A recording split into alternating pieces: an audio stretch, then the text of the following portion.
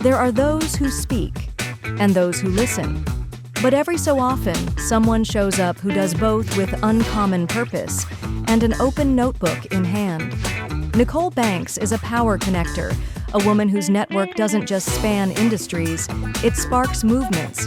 For more than 2 decades, she's solved problems others run from, built what others said couldn't be done, and highlighted the wisdom of giants, one page at a time. This is Nicole's Business Notebook, a curated circle of brilliance, a behind-the-scenes pass to the strategies, stories, and secrets shared by the experts she calls friends. It's not just a show, it's a blueprint for those bold enough to build. So settle in, because the notebook is open.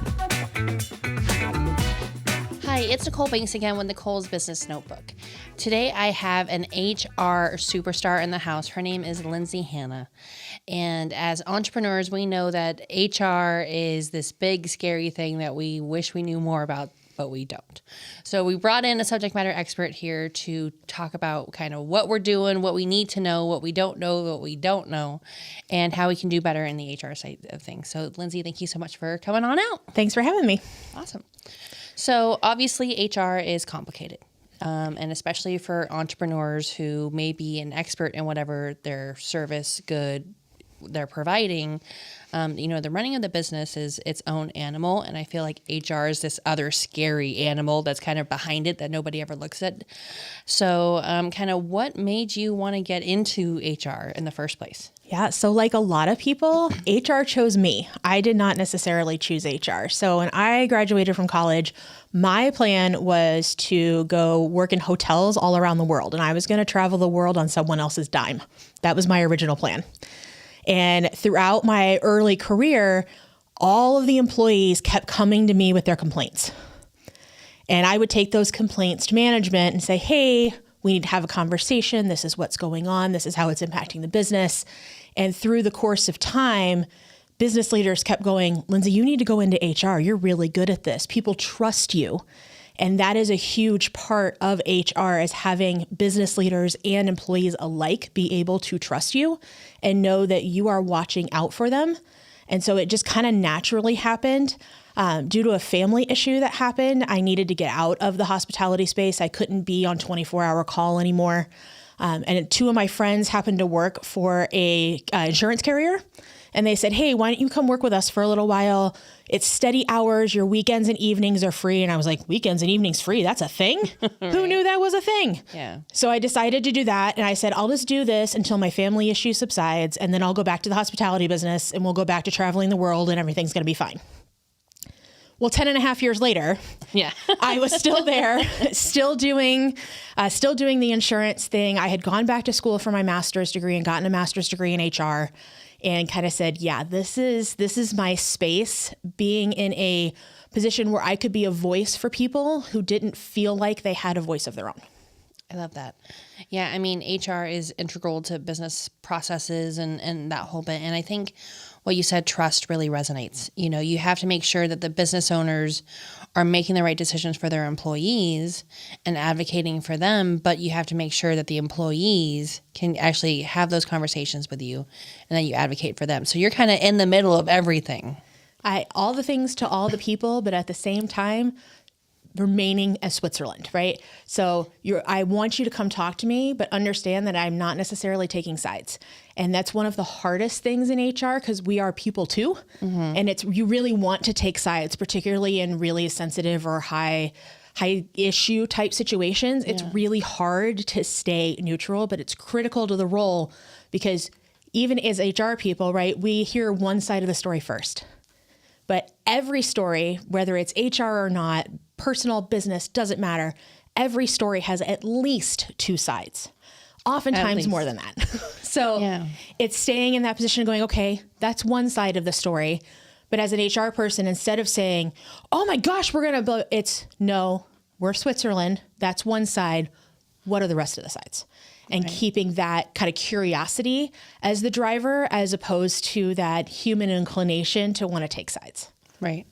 I can see how that can be really difficult and, something that it has to be massaged over time.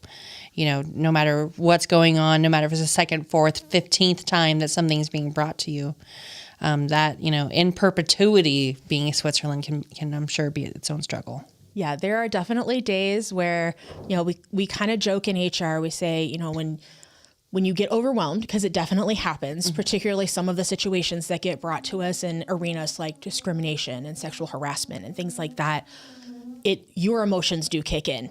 And it is not only is it hard to stay neutral, it's hard not to get mad.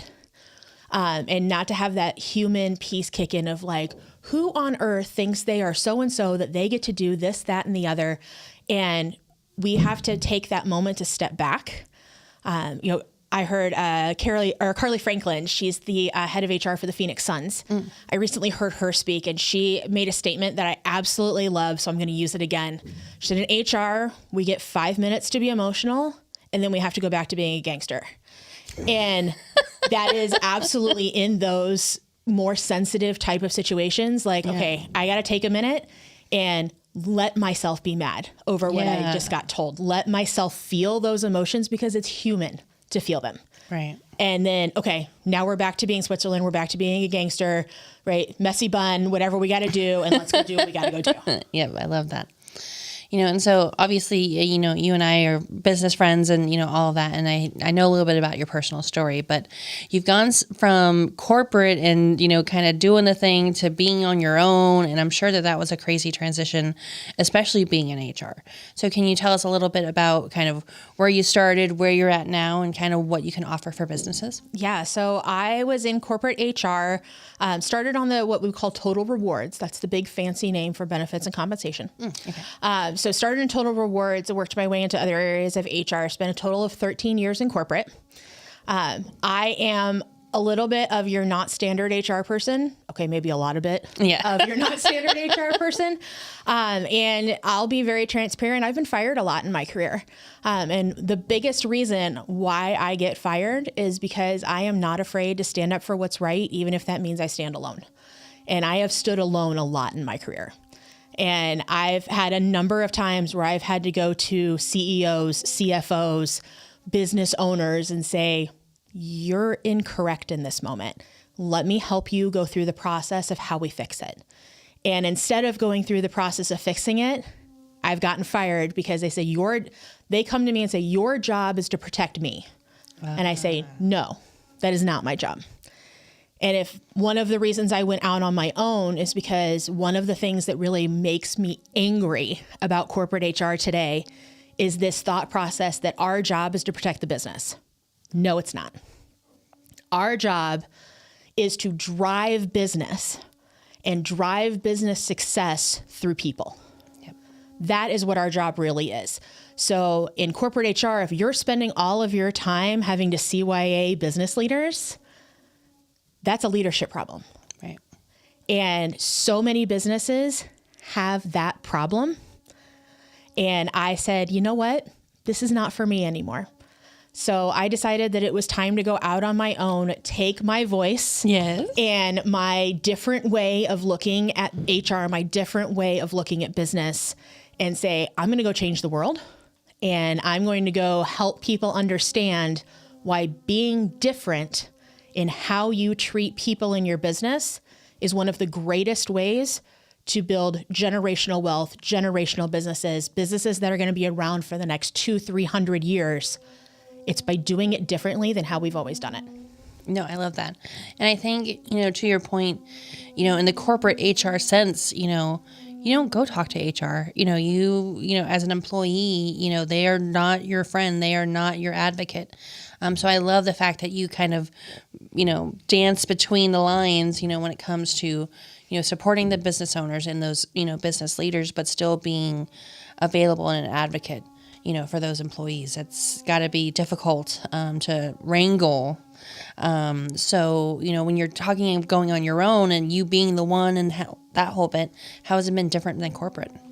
It is a challenge to find business leaders who are willing to think differently. And I think that's one of the biggest things. Like, I kind of knew that, but I've reaffirmed that thought process as I've gone out on my own. Because as I'm looking for businesses to partner with, I'm looking for businesses who are open to hearing something that they've never heard before, right, to doing something in a way they've never done it before. And that terrifies a lot of business owners. And so it's working through that process of finding the right people who are willing to be first. And that's not everybody. right. But there are definitely business owners out there who are in that position where like, yeah, I want to be different. I want to be first. And those are my people. And it's finding those people who are willing to step up, who are willing to be different, who are willing to be first, who are willing to, quite frankly, make history of being different in how they approach business, who are willing to have their business name plastered all over media outlets for look at what these people are doing. This is an amazing company to work for because of all of these things, making the news for the right reason in the people space. Instead of the wrong. And instead of all the other things you can make the news for, right? Yeah. You know, we talk right now, right? Costco is in the news for being different, right? They're talking about how their foot traffic is up, their business is up, all because when everybody turned right, they turned left. Right. And it was a big risk for Costco to be first, to be the ones that stood up to be different. But in Costco's case, it is paying massive dividends for being different. Those are the kind of companies that I'm looking for, the ones who where everybody's going right, they're willing to go left. I love that. So, you know, when entrepreneurs are looking for HR solutions, normally it's the big names and the software solutions and those advocates and that whole bit. And obviously you kind of go in a completely different way, completely different ethos of business and that whole bit. So, you know, obviously we want those businesses that gel, but what can they expect from working with you instead of those other companies? Yeah, so it's the one-on-one. I don't have 150 companies that I work with. I work with a small number of companies at a time.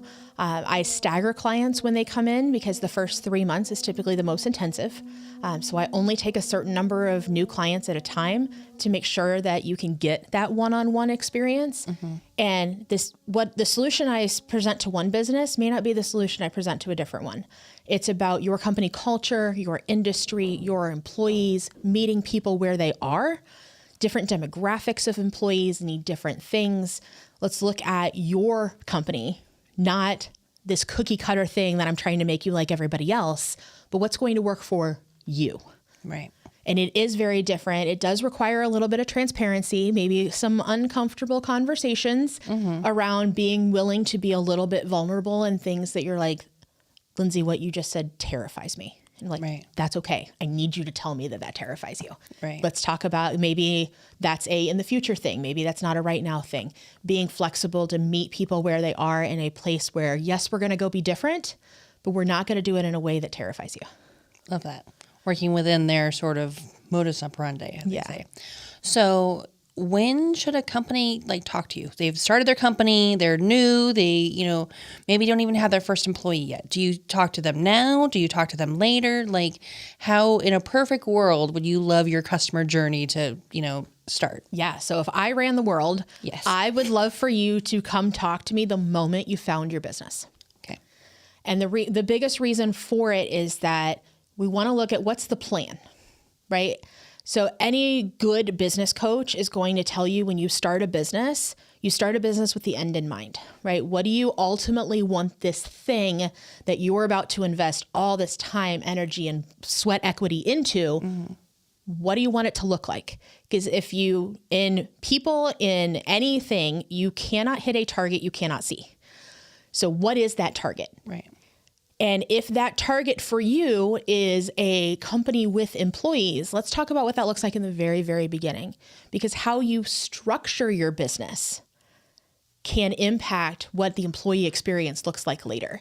It can come down to all those legalese things that nobody goes, it's just somebody tell me what box to check and no, we want to be intentional in how we do that. When you file on the IRS website for your EIN number, which is free, by the way, never pay anybody to do that. It's free. One of the questions it asks you is, do you ever intend to have employees? The IRS asks you that question before you ever accept your first dollar. They ask you that question for a reason because it impacts how your business is set up. Interesting. So in a perfect world, I would love to talk to you when you very first start. And we can look at what that journey looks like. if you've already started, that doesn't mean we don't have options. So when you're ready for your first person is a good time also to reach out to me. So maybe it's a contractor, maybe it's not. That would be one of those things on the, top 5 errors that Lyndsey sees in HR, would be people are like, oh, I'll just go hire a 1099 contractor. Yeah, maybe not. There are some very specific laws around who can be a contractor and what the rules are of being a contractor. Right. And if you mess it up, it is really, really expensive. I have a friend who's a consultant in another state. She has a client, or who is now a client, came to her in a panic because they got a $1 million fine from the Federal Department of Labor. The state hadn't even spoken yet. $1 million from the federal government for misclassifying employees. It is one of the most expensive errors you can make. And let me help you not make it. Because let me tell you, if you got an extra cool mill hanging around, I can come up with a lot of great ways to use that money in your business that has nothing to do with paying it to Uncle Sam. 100%. Yeah, no, that's insane. And, something so, small like that, you wouldn't necessarily think had to have such great, repercussions. And that kind of leads, you said 5 things, what are those other 4 things that you mentioned? Yeah, so the top misclassification is definitely the top. Employee versus contractor being the first one. And then the second one is salary versus hourly. So a lot of people are like, I'm just going to pay flat rate and I'm going to make up a 1099 and everything's going to be great. And I'm sorry, but probably not. So if the Department of Labor had their way, everybody, including the CEO of Apple and all of those, every single person on the planet would be a W-2 hourly eligible for overtime employee. Oh, okay. That's what the Department of Labor wants. Anything that is not that has rules. So those would be the top 2, would be employee versus contractor and then hourly versus salary. The next big one that I see is lack of a handbook, or almost worse, a handbook that they took from somebody else and just slapped their business name on the front of it. Paste. Yeah. Yeah. So handbooks are state specific. If you didn't know that, now you do. Handbooks are state specific. So, and particularly in today's environment, the world is changing on a literally hourly, daily basis on laws in various states. So never, ever take a handbook from someone else. And know that your handbook needs to be specifically done.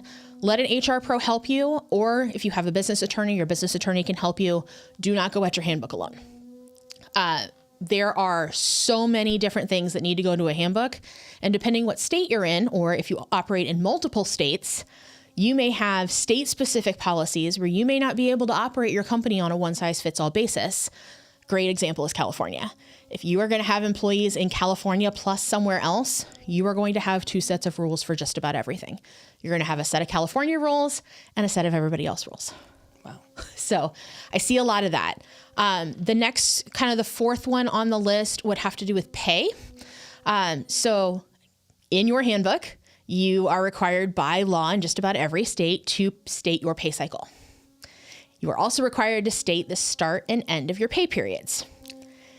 And you are also required to state the start and end of your pay week. How are you calculating overtime? What's the start of the 7-day period and what's the end of the 7-day period? Once you state that in your handbook, then you have to actually follow it. And we see a lot of businesses that don't follow it. And most of the time, it's not driven from a bad place. It's typically driven from a cash flow issue. People are like, I don't have the cash to pay on this date, so I'm going to fudge it and I'm going to do that. Bad idea. The moment you do that, one person reports you for not paying when you're supposed to in accordance to your handbook. Now you're on the state government's radar. Bad news bears. And you're going to end up calling me or someone like me to help you get out of it, because once they look at one thing, every single part of your business is fair game to the government once you get reported for one thing. So it's not going to be a pleasant experience. No, at all. And then the 5th one that I see is the concept of at-will employment and a complete misunderstanding of what at-will employment is. So what does at-will employment mean? It doesn't mean you can fire someone just because you want to. What? No, I'm just kidding. Right? Most people think, oh, it's an at-will state. I can just fire them because I want to. So at-will employment technically means both sides can end the employment agreement at any time with or without reason. However, there's an asterisk there. And that asterisk means it doesn't mean you can't get sued for it. Okay. There is still the concept of wrongful termination. You still, while you can terminate anybody for any reason at any time with or without notice, I don't recommend it. I recommend having a solid business reason for terminating somebody. When I work with clients, I tell them, if you need to terminate somebody, call me before you do it. And let's make sure that we're not going to open up a can of worms that you cannot put back in. No, you really cannot fire someone because they walked in with purple hair. No, you cannot fire someone because they walked in with open toe shoes that day. No, you cannot fire someone because they disagreed with you on something. If you do it, I mean, yeah, it's at will. I guess you could, but be ready to pay unemployment claims because it's not a valid business reason, and be ready to get sued. Again, if you've got lawsuit kind of money hanging around, I could find a lot of better places to spend it and invest it in your business than paying it in lawsuits and paying attorney fees. So let's be smart about it. The biggest thing, if you get nothing out of anything that I just said, remember that humans are humans.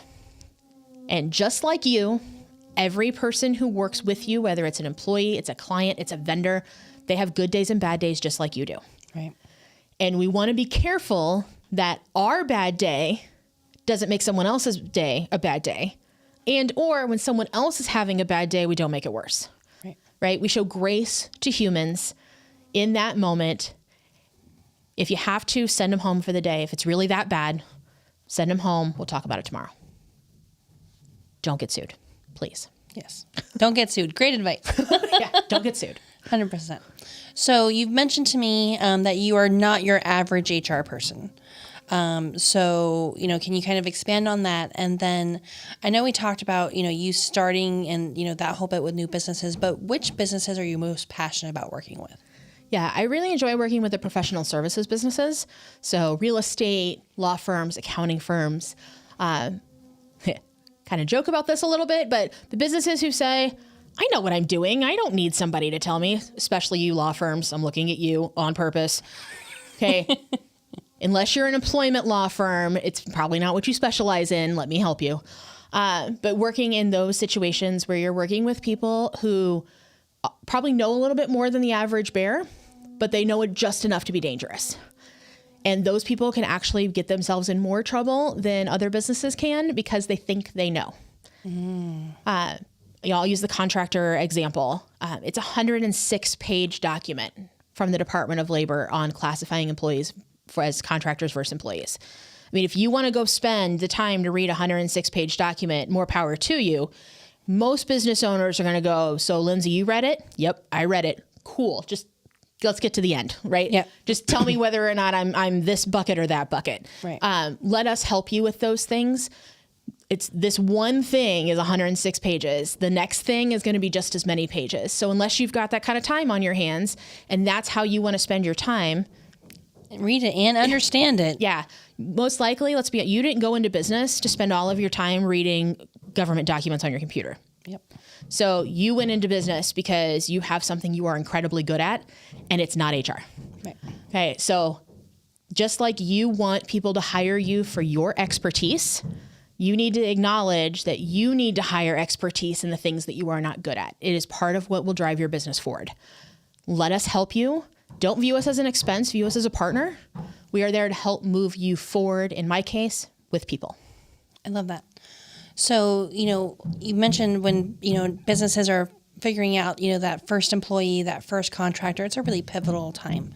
Do you have any recommendations about more than just contractor or not, or hourly or salary or that whole bit, but that kind of step into having people work for you? Do you have any recommendations for a new entrepreneur for that? Yeah, take a look at what you're not good at and look to hire your opposite. So most people say, okay, I'm a widget maker. And so my first employee I'm going to hire to make widgets. Well, maybe, but if you're really good at making widgets, that means that something else in your business you're not very good at. That's the person you need to hire. So if you're a really good widget maker, but you're terrible at managing the books, then your first hire probably needs to be a bookkeeper. So look to hire your opposite. That makes sense a lot. Wish I would have done that in a few businesses. Yeah. That's amazing. So thank you for illuminating that. Any closing tips, tricks, thoughts, bombs you want to leave? Yeah, if you've got questions, if you want to connect, if you just want someone to talk to, you can find me on social media under Northstar HR. That is the name of my business. Or if you are ready to have a conversation about what it looks like to work together, NorthstarHRAZ.com, and then click the button that says Connect with Lyndsey. Awesome. Let them know that Nicole sent you. So again, thank you so much, Lyndsey. This is another episode of Nicole's Business Notebook, where we are meeting with subject matter experts and leaders throughout the greater Phoenix Valley and beyond so that we can do better business together. Thanks so much, and we'll see you next time. Thanks for joining us for another episode of Nicole's Business Notebook. Subscribe and follow for more tips, insider secrets, and hard-earned wisdom so that we can all do better business together. See you next time.